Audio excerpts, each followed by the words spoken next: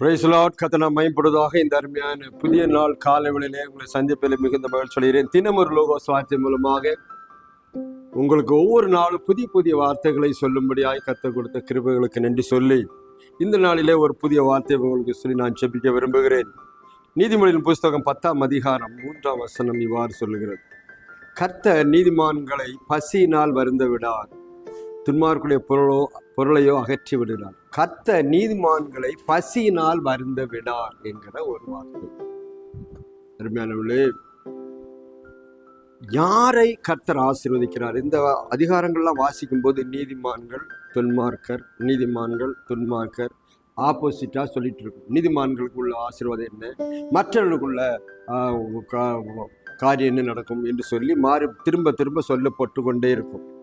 பாருங்க, அதான் இங்க நீதிமான்கள் துன்மார்க்கர் அப்படி சொல்லப்படும். நீதிமான்கள் அவர்கள் பசியினால் வருந்த விடார் என்று சொல்லப்படும். இன்னைக்கு உலகத்துல மனுஷன் எதுக்காக சேர்த்து வைக்கிறான், எதுக்காக வேலைக்கு போறான்னு பார்த்தீங்கன்னா, இந்த பசி என்று ஒன்று இல்லாதிருந்தால் யாரும் வேலைக்கு போக வேண்டிய அவசியம் இல்லை.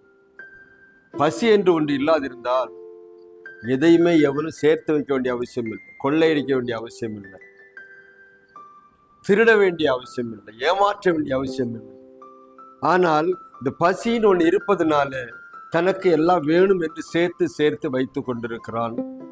ஆனால் நீதிமான்களை கர்த்தர் ஆசீர்வதிக்கும் போது அவனுக்கு ஒரு பசி மறவிடாதபடி அவனுக்கு தேவைகளை சந்திக்கிறார் என்று இந்த காலவெளியில நமக்கு அவருடைய வார்த்தை சொல்லுகிறது.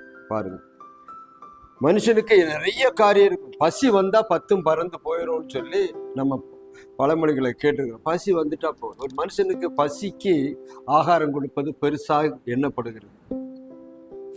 அவனு தவித்த வாய்க்கு தண்ணி கொடுப்பது பெருசா எண்ணப்படுகிறது. இந்த உலகத்துல எந்த பொருள் நீ கொடுக்காம இருந்தாலும் பசியா இருக்கிறவனுக்கு ஆகாரம் கொடுக்கிறவன், ஏழைகளுக்கு இறங்கி கொடுக்கிறவன் கர்த்தருக்கு கடன் கொடுக்கிறான் என்று வேதத்துல வாசிக்கிறோம். அப்போ இந்த நாட்கள்ல யாரை கர்த்தர் பசியினால வருந்த விட மாட்டார்னா நீதிமான் என்று சொல்றார். புதிய ஏற்பாட்டிலும் சரி பழைய ஏற்பாட்டிலும் சரி கர்த்தர் ஒரு நாளும் பாருங்க நம்முடைய பிள்ளைகளை பரிசீலனை வருந்த விடவில்லை. தாவீது சொல்லும் போது, நான் இளைஞனாய் இருந்தேன், மதுரலாய் மாறினேன், ஆனா நான் பாருங்க சந்ததி ஆண்டுடைய சந்ததி பசியினால வாடினதை நான் பார்க்கல, அப்பத்துக்கு இறந்து திரிந்ததை நான் பார்த்தது இல்லை என்று சொல்லி தாவீது சொல்கிறார். அப்படியானால் இந்த கால வேளை அருமையானவர்களே, கர்த்தர் நீதிமான்களை பசியினால் வருந்த விட மாட்டார் என்று சொல்லுவார். ஒரு காலத்துல பஞ்சம் உண்டாயிற்று. எலியாவின் நாட்கள்ல பஞ்சம் உண்டான பொழுது அந்த ஆகாப் ராஜா என்ன பண்ணிட்டான், விக்கிரகங்களுக்கெல்லாம் முக்கியத்துவம் கொடுத்து விக்கிரக மேடைகளெல்லாம் அமைத்து ஆண்டவர் விட்டு தூரமாய் வழிவழிக்கு போக பண்ணாலும் பயங்கரமான பஞ்சமும், 3-4 வருஷம் மழை வரல, மழை கிடையாது, பனியும் கிடையாது. இதனால நடந்த விஷயம் என்ன தெரியுமா?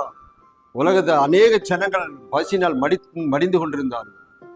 ஆனாலும் கர்த்தரால் அழைக்கப்பட்ட அந்த ஊழியக்காரனாகிய எலியாவை கர்த்தர் போஷித்து கொண்டே இருந்தார். பாருங்க, தண்ணி இல்லாத இடம், ஒன்றும் இல்லை, சாப்பாடு இல்லை. ஆனால் இவனுக்கு சாப்பாடு எங்கிருந்து வந்து தெரியுமா?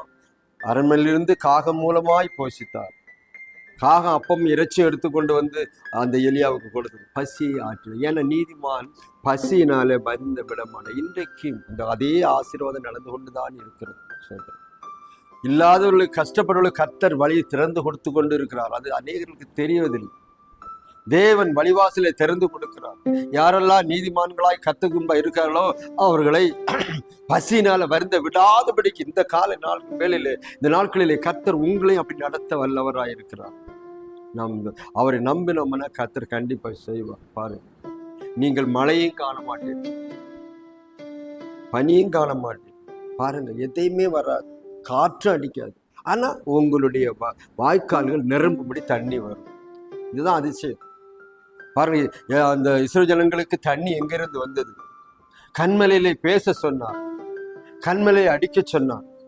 அப்போ கண்மலையில இருந்து பாறையில இருந்து தண்ணி வரணும்னா அது எவ்வளவு அதிசயம். ஜனங்களை பசியினால் வருந்த விடார், நீதிமான்களை பசியினால் வருந்த விடார் என்பதை நாம் பார்த்தோம்.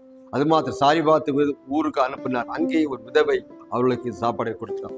இப்படி தேவனுடைய நடத்தல் வித்தியாசமா இருக்கிறது. இந்த நாட்கள் அருமையானவர்களே, உங்களுக்கு எல்லா இடமும் இருட்டு போல தெரிகிறதா? எங்க போறதுன்னு தெரியல, என்ன செய்யறதுன்னு தெரியலன்னு நினைச்சிட்டு இருக்கீங்களா? நான் நீதிமான், கர்த்தருக்கு முன்பாக நீதிமான் நான் இருந்தேன்னா அவர் உங்களை பசினால வருந்த விட மாட்டார், உங்களுக்கு எல்லாத்துக்கும் ஆகாரம் கொடுப்பார். சொல்றேன். அது மாத்திரமல்ல, புதிய ஏற்பாட்டுல 3 நாள் ஆண்டவர் மலையில ஏறினார். பாருங்க, ஜனங்கள் எல்லாம் வந்து பார்த்து மலை மேல ஏறினார். சீசர்கள் அவரிடத்தில் வந்தார்கள் என்று சொல்லப்பட்டிருக்கிறது.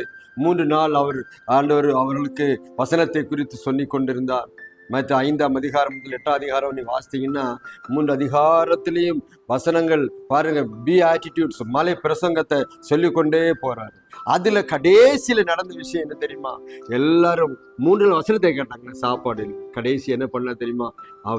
அவர்களுக்கு ஆகாரத்தை கொடுத்தார். 5 அப்பத்தை 2 மீனையும் 5000 பேருக்கு பகிர்ந்து கொடுத்து பாருங்க, 12 கூடைகளை மீதி எடுத்தார். 5000 ஏறத்தாழ 25-30,000 பேர் சாப்பிட்டுருப்பாங்க. ஒரு 5 அப்பம் 2 மீனையும் ஆசீர்வதித்து அந்த ஜனங்கள், கர்த்தரை பின்பற்றி வந்த ஜனங்களை ஆசீர்வதித்தார். புதிய ஏற்பாட்டு நாட்களும் சரி, பழைய ஏற்பாட்டு நாட்கள், கர்த்தர் நீதிமானை பசியினால் வருந்த விடமாட்டார். உங்களை பசியினால் வருந்த விட மாட்டாய் என்று சொல்லி இந்த காலையிலே கர்த்தர் சொல்கிறார். உங்கள் தேவையெல்லாம் சந்திப்பார், உங்கள் குறையெல்லாம் நிறைவாக்குவார். கர்த்தருக்கு முன்பாக நீதிமானாய் காணப்பட நீங்க மட்டும் இருந்தா போதும்.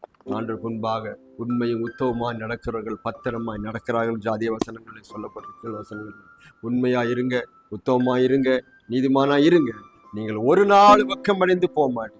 ஒரு நாள் பசியா இருக்காதபடி கர்த்தர் நடத்துவார். கர்த்தர் உங்களை ஆசீர்வதிப்பார். கர்த்தர் உங்களுக்கு பரலோகத்திலிருந்து பலகணிகளை திறந்து இடங்கொள்ளாமல் போகும் மட்டும் ஆசீர்வதிக்க வல்லமை தேவனா இருக்கு. காலையில சொல்லுங்க, அவரை மட்டும் நோக்கி பாருங்க.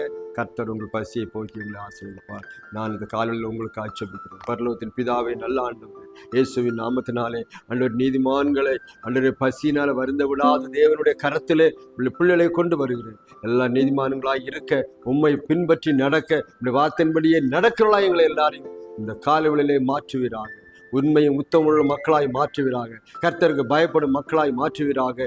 அப்படி நடக்கும்போது ஆண்டவரே, பசியினாலே வருந்த விட மாட்டேன் என்று சொன்ன வசனங்கள் எல்லாருடைய வாழ்க்கையிலும் இந்த நாட்களை கிரியை செய்யட்டும். வசனத்தை கேட்கிற பார்க்கிற ஒவ்வொருவரையும் கர்த்தர் ஆசீர்வதியும். பிதா குமார் பரிசுத்த நாமத்தினாலே இந்த காலையில் ஆசீர்வதிப்பை ஒப்பு கொடுக்கும். கிருபைக்குள் மறைத்துக் கொள்ளும். இயேசு நாமத்தில் ஜெபிக்கிறோம். காலையில் கர்த்தர் உங்களை ஆசீர்வதிக்கட்டும். நீதிமான்களாக இருக்க ஒப்பு கொடுங்கள். கர்த்தர் ஒரு நாளும் பட்டினி போட மாட்டார், நிரப்புவார், ஆசீர்வதிப்பார், மென்மேலும் ஆசீர்வதிப்பார். உங்கள் மூலமா குடும்பங்கள் எல்லாம் ஆசீர்வதிப்பார். ஒப்பு கொடுங்கள்.